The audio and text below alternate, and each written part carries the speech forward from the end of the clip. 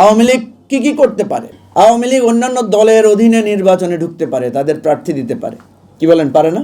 এখন এই B team বা আওয়ামী লীগের যারা লেসপেন্সার, তারা যখন ইলেকশনে আসবে, দেখবেন ইলেকশনের যত আলাপ আছে সেখানে আওয়ামী লীগের আলাপ নাই, আওয়ামী লীগের যে লেসপেন্সাররা আছে তাদের আলাপ নাই। এই যে 20 or 10 or 15 যে পার্সেন্টেজের ভোটার আওয়ামী লীগের সাপোর্টার, ওদের নেক্সট ইলেকশন ওদের ভোটিং বিহেভিয়ার কি হবে জানেন কেউ? আমরা তো জানি না। এটা জানতে হলে তো কলকাতায় যাইতে হবে, যেখানে অফিস খোলা হয়েছে আওয়ামী লীগের। শেখ হাসিনা কি করতে পারে এটা তো এতক্ষণ আমরা বুঝে ফেলেছি। আমরা যদি বলি শেখ হাসিনা ভদ্র হয়ে যাবে, তওবাতিল্লাহ করে আবার মক্কা মদিনার পট্টি লাগাইয়া তসবিহ হাতে নিয়ে আবার ভদ্র হয়ে যাবে, এটা নিশ্চয়ই আপনার কেউ, আমি যদি এরকম বলি, কেউ বিশ্বাস করবেন না। তাহলে আওয়ামী লীগ নেক্সট ইলেকশনে তার পদক্ষেপ কি হবে, এইটার উপরে আমাদের নির্বাচনে একটা গুরুত্বপূর্ণ বিষয় নির্ভর করে, যেটা নিয়ে আমরা অনেকেই এটা নিয়ে মাথা ঘামাচ্ছি না। বিএনপিকে দেখছি উনি নানা অ্যালায়েন্স নিয়ে মিটিং করছে, জামাতকে দেখছি ইসলামিক জোট তৈরি করার জন্য ব্যস্ত আছে, এনসিপিকে দেখছি তারা ব্যাপকভাবে মোবিলাইজ করার চেষ্টা করছে। কিন্তু নেক্সট ইলেকশনের নেক্সট 5 ইয়ার্স বাংলাদেশ কোন দিকে যাবে সেটা নিয়ে আমি অনুরোধ করব, প্লিজ আপনারা আপনাদের ব্যস্ততার মাঝেও এটার দিকে একটু মনোযোগ দেন। আওয়ামী লীগ যদি নির্বাচন বর্জন করে, ওয়েল অ্যান্ড গুড, এটাই তো করার কথা তাদের। তারা যে সরকারকেই মানে না, এই সরকারের অধীনে তারা নির্বাচন করবে, এটা কি কল্পনা করা যায়? কিন্তু এটা তো আওয়ামী লীগ করবে না। আওয়ামী লীগ কি করতে পারে? আওয়ামী লীগ অন্যান্য দলের অধীনে নির্বাচনে ঢুকতে পারে, তাদের প্রার্থী দিতে পারে। কি বলেন, পারে না? এখনো তো তাদের তাদের প্রতি ভালোবাসার সমৃদ্ধ দল আছে কিছু। আপনি তো গণতান্ত্রিক চেতনায় ইনক্লুসিভ ইলেকশনের কথা বললে তাদেরকে বাদ দিতে পারবেন না।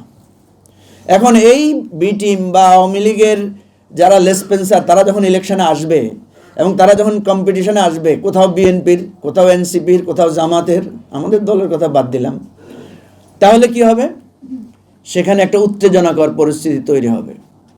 একটা ছোট্ট ঘটনা দেখেন না কেন, ঢাকা বিশ্ববিদ্যালয়ে ছাত্র শিবিরের কমিটিতে বা ছাত্রদলের কমিটিতে যখন একটা ছাত্রলীগের কোন উপসম্পাদকের নাম যোগ হয়, সেখানে একটা উত্তেজনা ক্রিয়েটেড হয় না? মিডিয়ায় আলোচনা হয় না? তাইলে আওয়ামী লীগের লেসপেন্সাররা যখন পার্লামেন্ট ইলেকশনে দাঁড়াবে, সেখানে কি উত্তেজনা, কি পরিস্থিতি তৈরি হতে পারে আপনারা ভাবতে পারেন? কি কাদা ছোড়াছড়ি হতে পারে, কি ধরনের উত্তেজনা তৈরি হতে পারে? সেই উত্তেজনা ম্যানেজ করার ক্ষমতা কি এই আমাদের লেফটেন্যান্ট জেনারেল জাহাঙ্গীর আলম মাদ্দাজিল্লাহুল আলীর আছে? আমি তো দেখি না আছে বলে। এনিওয়ে, আমি যেটা বলতে চাই, এবং লম্বা কথা না বলে সুপারিশ হিসাবে আমি বেশ কয়েক জায়গায় বলেছি, অনেকে কথাকে পাত্তা দিচ্ছেন না।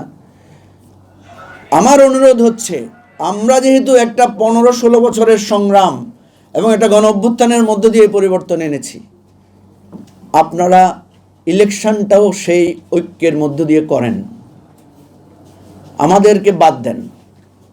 বিএনপি, জামাত, ইসলামী আন্দোলন বাংলাদেশ, এনসিপি, গণতন্ত্র মঞ্চ, বড় বড় যারা আছেন, ঠিক আছে, এই গণ অভ্যুত্থানের শক্তি 2018-তে একটা ব্রড বেজ ইউনিটি হয়েছিল, ভালো করে খেয়াল করে দেখেন।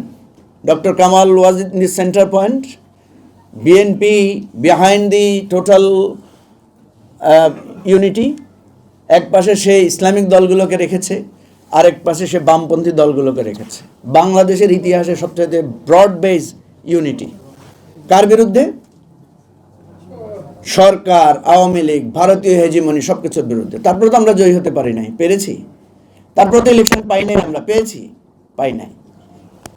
তাহলে আপনাকে যদি বাংলাদেশের স্থিতিশীলতা, জুলাই অভ্যুত্থানের চেতনা, অঙ্গীকার রক্ষা করতে হয়, আপনারা এখানে যত শিক্ষা, সংস্কৃতি, নানা মন্ত্রণালয়ের স্বপ্ন দেখেছেন, সব কিছুর জন্য গুরুত্বপূর্ণ হচ্ছে আগামী 5 বছরের রাজনৈতিক স্থিতিশীলতা। এবং কলকাতায় যে অফিস হয়েছে এবং কলকাতাকে কেন্দ্র করে ভারতীয় যে সাম্রাজ্যবাদ, যে ষড়যন্ত্র, সেটাকে যদি মোকাবেলা করতে হয়, আগামী 5 বছর একটা স্টেবল পার্লামেন্ট, ডেমোক্রেটিক প্র্যাকটিস দরকার। ওই রাজাকার আর চাঁদাবাজের ঝগড়াঝাটি বহুত করতে পারবেন পরে, সেটা আপনারা পার্লামেন্টে গিয়ে করেন। কে কত কমিশন নিচ্ছে, সুযোগ পাইলে সবাই আওয়ামী লীগের আপনারা পুনর্বাসন করেন, আমরা দেখে ফেলছি।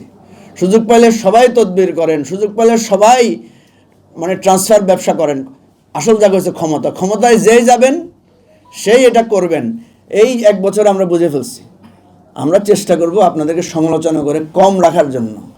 কম কম করেন ভাই, এই বাংলাদেশরা আর সেই মানে এটা কি বলে ফেলিওর স্টেটে আপনারা আর নেন না। তাহলে আমরা যদি সেরকম একটা ব্রড বেজ ইলেকশনের প্ল্যান করতে পারি, এরপরে আপনি আওয়ামী লেসপেন্সারদেরকে ইলেকশন করতে দেন, তারা আসুক।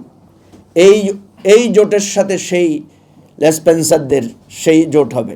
তাহলে ইলেকশন নিয়ে কেউ প্রশ্ন করতে পারবে না, ইলেকশন কেউ বাদ গিয়েছে সে ধরনের কথা বলতে পারবে না। এবং গণতন্ত্র চর্চার রাজনীতির মূল জায়গাটা হবে পার্লামেন্ট। তাহলে আমরা একটা সুষ্ঠু রাজনীতি এবং দেশ আশা করতে পারি।